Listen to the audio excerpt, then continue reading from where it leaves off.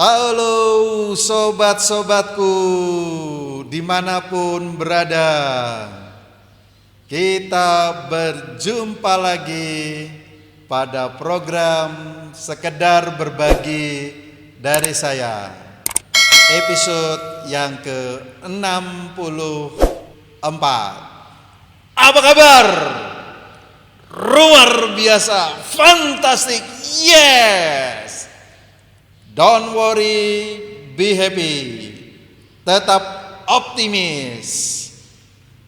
Mendapatkan energi kehidupan dengan bersikap positif, dengan semangat dan selalu antusias menjalani ritme kehidupan. Tidak terasa sudah masuk ke episode yang ke-64. Seperti yang Einstein katakan tentang hukum relativisme. Semakin kita bergerak cepat, semakin waktu terasa lama. Coba saja kita berlari terus, bergerak terus. Kok mencapai 1 jam kayaknya lama sekali. Padahal kita sudah sampai sekian puluh kilometer. Tapi semakin kita lambat, semakin kita tidak bergerak, waktu terasa cepat. Ketika kita ngobrol sana sini, ketika kita hanya berdiam, bercanda, tidak bergerak kemana-mana, tiba-tiba loh kok cepat sekali, sudah 2 jam. Maka waktu ini saya ikuti saja terus, dan sekarang masuk ke episode yang ke-64, membahas topik The 7 Habits bagian yang ke-7. Dalam bagian ke-7 ini saya akan membahas habits yang ke-4. Bangunlah kebiasaan untuk berpikir win-win, berpikir menang-menang. Tidak ada yang merasa ditaklukkan, tidak ada yang merasa terintimidasi, tidak ada yang merasa tertindas. Tetapi bagaimana kita biasa membangun kehidupan yang memenangkan, memberdayakan, memanusiakan manusia. Mengapa ini penting? 3 kebiasaan yang lalu yang kita bahas. Jadilah pribadi yang proaktif. Bangunlah kebiasaan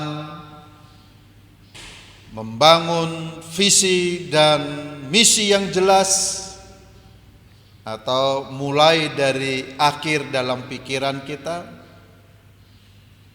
Dan kebiasaan yang ketiga, utamakan yang utama, first thing first, atau dahulukanlah yang memang harus didahulukan, prioritaskan yang harus diprioritaskan. Itu masuk dalam kuadran kemenangan pribadi, private victory. Sehingga kita tidak merasa dikalahkan oleh nasib. Kita punya semangat untuk menentukan masa depan kita. Kita tahu arah hidup kita kemana berjalannya. Kita tahu setiap langkah yang kita lakukan akan mencapai tujuan yang sudah kita pikirkan. Kita menjadi pemenang atas diri kita sendiri. Ini kuadran di kemenangan pribadi. Lalu kemenangan publik atau public victory adalah 3 kebiasaan yang harus kita bangun. yaitu berpikirlah menang-menang. Kebiasaan berikutnya adalah pahami, dengarkan apa yang dipersepsikan orang lain, apa yang dipahami orang lain, baru kita dipahami, dan sinergisme. Kemenangan publik ini menjadi kebiasaan yang bagus supaya kita dapat diterima, kita dapat menggerakkan, kita dapat membentuk kepribadian kita yang produktif, yang efektif. Tidak perlu banyak energi yang kita buang karena perlawanan-perlawanan yang tidak penting, perlawanan-perlawanan yang tidak membangun atau konstruktif. Maka habits yang keempat ini adalah habit yang harus kita bangun. Ini struktur atau kuadran di bagian ketika kita masuk membangun kebiasaan untuk kemenangan pribadi, dependence, independence, dan interdependence. Manusia nggak bisa hidup sendiri, manusia bukan makhluk soliter. Oleh sebab itu ia harus membangun pola berpikir yang win-win, pola berpikir yang dapat memahami dan dipahami, dapat bekerja sama atau sinergi dengan orang-orang di sekitarnya. Maka pola pikir yang dapat kita pilih dalam kehidupan kita adalah yang produktif, yang ideal, yang memenangkan. Jadi win-win atau win-lose, lose-win atau lose-lose. Mana kebiasaan-kebiasaan yang biasa kita lakukan? Mulai sekarang, ayo kita robah. Mulai sekarang, ayo kita pikirkan habits yang produktif, habit yang membawa kita menjadi manusia yang sangat efektif, sehingga kita dapat menggunakan potensi-potensi biopsikospiritual kita dengan baik. Menang kalah, win-lose.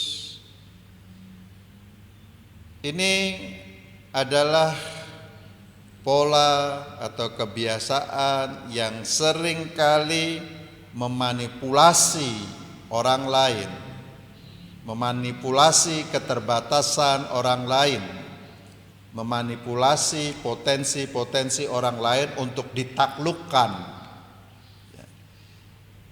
sehingga semangat atau habits ini seringkali ingin hanya berkompetisi yang ujung-ujungnya adalah mengalahkan atau mempermalukan orang lain, atau menghancurkan orang lain, atau selalu kita lihat sebagai saingan yang seringkali mengancam hidup kita. Nah, cara berpikir seperti ini adalah win-lose. Oleh sebab itu, supaya win-lose berjalan, maka seringkali kita memaksakan diri, seringkali juga mengintimidasi, bahkan seringkali juga kita memfitnah, membangun stigmatisasi kepada orang yang akan kita taklukkan dan kita kalahkan. Prinsip win-lose ini adalah prinsip yang tidak memenangkan publik, tidak memenangkan orang lain. Prinsip kalah menang atau lose win juga seringkali menjadi sesuatu yang memanipulasi diri kita, sehingga kebenaran-kebenaran, potensi-potensi dalam diri kita justru tidak bisa menjadi sesuatu yang inspiratif, imajinatif, dan konstruktif bagi orang lain. Itulah sebabnya kita seringkali bersikap, silahkan saja orang lain bersikap apa saja kepada saya. Bahkan alas kakinya menginjak-injak saya, no problem. Toh orang lain semua juga berlaku sama terhadap diri saya. Walaupun kita benar, seringkali dalam perbedaan pendapat, daripada rame, daripada konflik, daripada bermusuhan satu dengan yang lain, kita lebih baik mengalah dalam arti yang destruktif, lose. Ya udahlah, daripada rame. Padahal kebenaran persepsi kita, kebenaran nilai-nilai yang harus dipromosikan menjadi sesuatu yang penting supaya orang lain pun memahami. Bukan hanya sekedar orang lain menang terhadap saya, tetapi bagaimana orang lain dapat menerapkan nilai-nilai keadilan, dapat nilai-nilai kemanusiaan, nilai-nilai keberadaban, nilai-nilai yang membangun manusia untuk berbeda dan bertumbuh secara kualitatif. Tapi karena kita memakai prinsip lose win, kita tidak bisa menghasilkan apa-apa bagi kehidupan untuk berbeda secara kualitatif. Selanjutnya, lose-lose, kalah-kalah. Pada prinsipnya win-lose atau lose-win berujung pada lose-lose. Kalah semua. War, perang. Menang jadi arang, kalah jadi abu. Inilah prinsip yang sering kali tidak membangun kehidupan, tidak menyumbangkan sesuatu yang membangun hidup manusia yang berbeda secara kualitatif. Sehingga lose-lose menjadi sesuatu model cara berpikir yang harus kita hindari untuk memenangkan diri kita dan juga untuk memenangkan orang lain. Nah, oleh sebab itu pilihan yang paling ideal yang Stephen Covey ajarkan kepada kita, biasakanlah membangun habit yang keempat ini, kebiasaan yang keempat ini. Think win-win. Berpikirlah untuk menang-menang, supaya ada sesuatu yang baru yang bisa menjadi kontribusi signifikan bagi kehidupan saya dan juga bagi kehidupan orang lain, yang berguna bagi saya dan berguna bagi orang lain, yang membangun diri saya dan membangun orang lain, yang membuat saya lebih mengalami integritas diri dan juga membangun integritas orang lain, yang lebih mematangkan diri saya sebagai pribadi, tetapi juga yang mematangkan orang lain, yang menjadikan saya orang yang berkelimpahan dalam cinta kasih dalam kehidupan, abundance of life, dan juga itu memberikan kelimpahan cinta kasih kepada orang lain. Win-win solution, win-win cara berpikir kita atau model kebiasaan kita harus memberikan kemenangan kepada semua pihak, harus membangun kehidupan yang berbeda secara kualitatif kepada semua pihak, pihak saya, pihak orang lain, harus membangun dan mematangkan diri orang lain maupun kepada diri saya. Bukan hanya saya sendiri, orang lain tidak.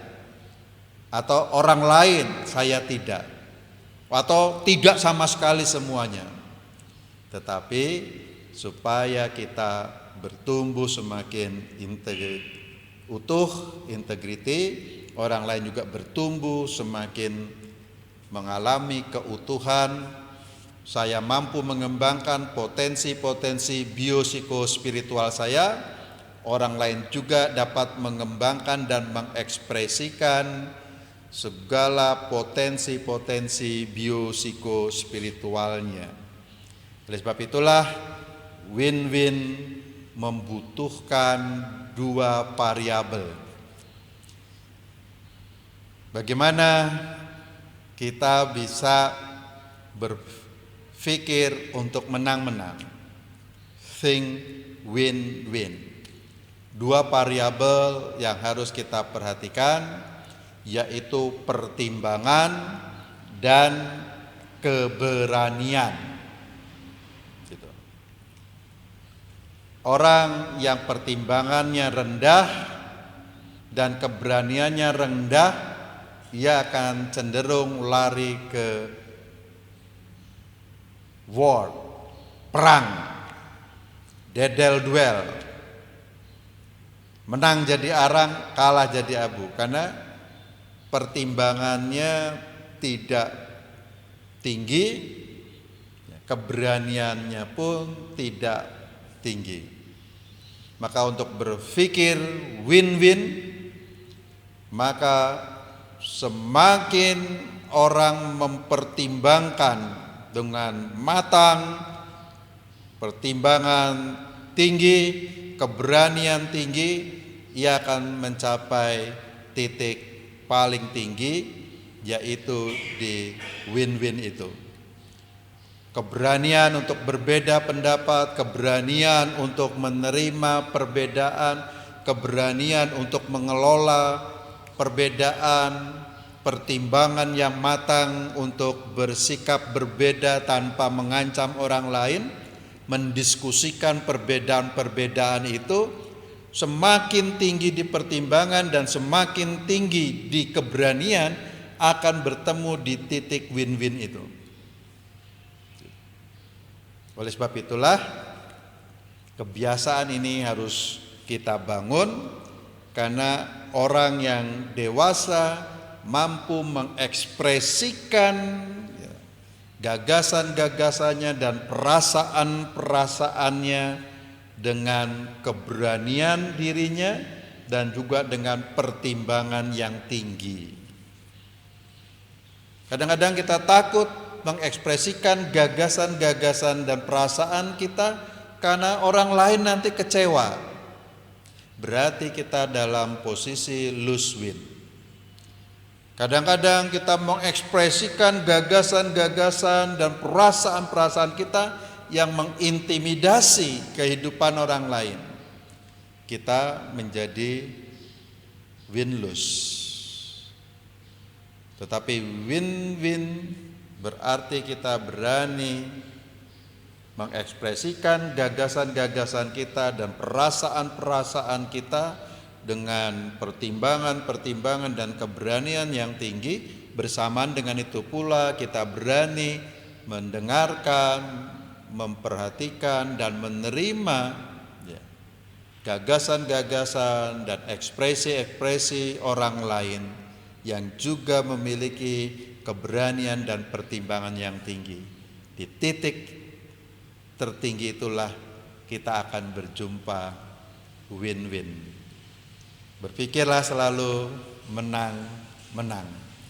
Membangun kebiasaan kita untuk menang-menang.